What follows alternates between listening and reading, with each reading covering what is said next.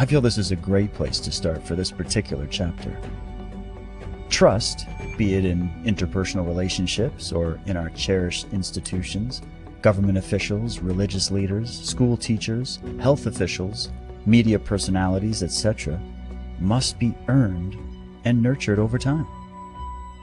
Trust is viewed by most as being an essential part of life, both in the emotional sense and in the practical sense, as it nurtures our sense of well-being, connectedness with others, and overall survival in the real world.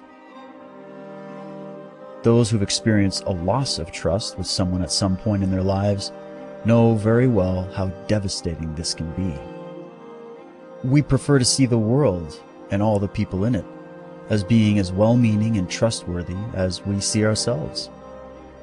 One of the biggest mistakes that I think we all make from time to time is that we often trust blindly and tend to project our own virtues onto those who may not deserve it.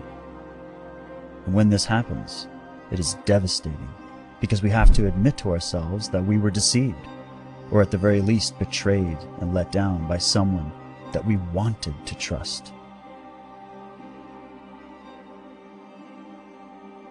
We humans want to trust because we ourselves want others to trust us. We want to feel an overall sense of security that all is well, that all is safe, that all who we trust have our best interest at heart. This, of course, provides us with a feeling of being protected and looked after by those who we place our trust in.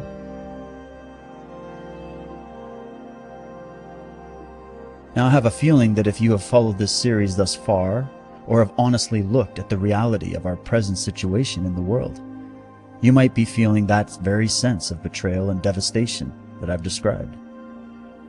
Trust me, you are not alone, and you're not crazy either.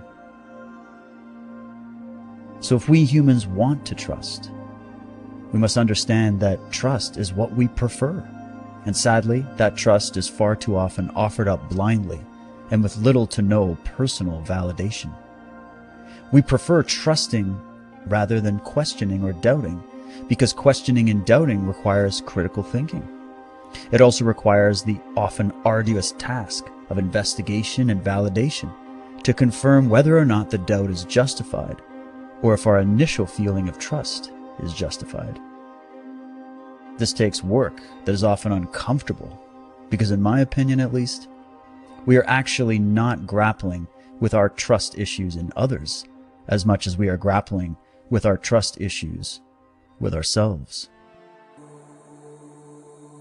You see, you must be able to trust your own mind and your own intuition before being capable of accurately identifying trustworthiness in others.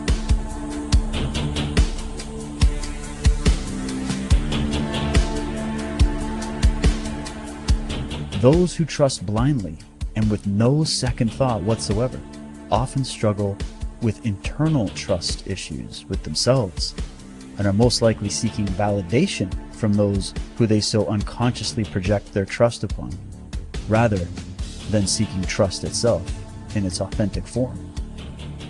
The personal security they lack within will always need to be fulfilled by others. Some do deserve that trust, but others, sadly, not so much. Now, after saying this, I must say for the record that I'm not advocating for you to adopt a paranoid mindset where you have no ability to trust at all. There is, of course, a fine line of balance between paranoia and blind, unfounded trust. What I am advocating for here is that you develop your critical thinking skills, your ability to recognize patterns of behavior in yourself and in others, and for you to learn how to trust your own mind and your own gut. We live in a duality, my friends. It's not all good, and it's not all evil either. There are those who deserve your trust, and there are those who do not. It's as simple as that. I can only recommend that you be sure to gather all of the facts first, and then make that choice wisely. Now, just to make this more clear, let's define our terms. If we take a quick look at the definition of the word in the Collins Dictionary, it says that if you trust someone, you believe that they are honest and sincere and will not deliberately do anything to harm you. Just take note of that word, believe.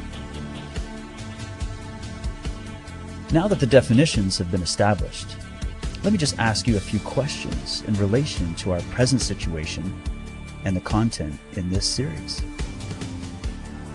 If I can show you proof that you were lied to at least one time about this pandemic, for example, and all that has come with it in any way at all by those officials and media reps that we have been raised to blindly grant our trust, would you still grant them that same level of trust?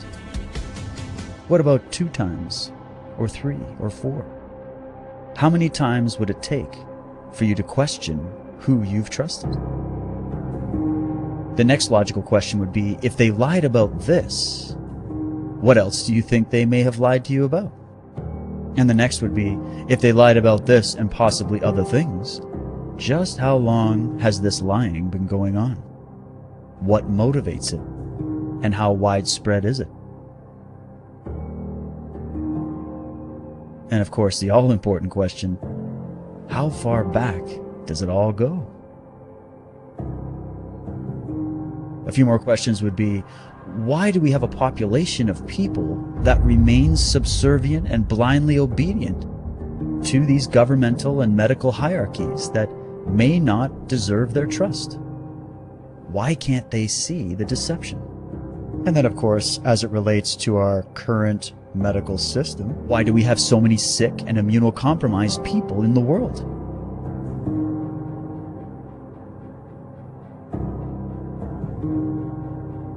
Why do we really have so many sick and immunocompromised people in the world?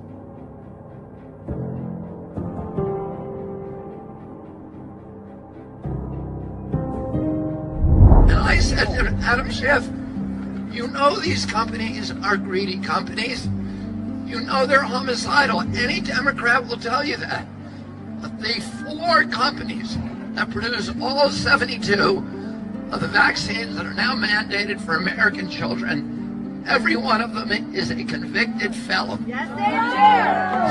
Since 2009, those 4 companies collectively have paid $35 billion in criminal penalties and damages and fines for defrauding regulators, for falsifying science, for bribing doctors, for lying to the public, and for killing lots and lots of people. We are speaking the truth. We are representing the truth. So let's talk about the facts. Here are the facts. We have more babies dying on the first day of life in the United States of America than every other industrialized nation combined. Fact. And now, the 3rd leading cause of death in America is hospitals themselves. Medical error.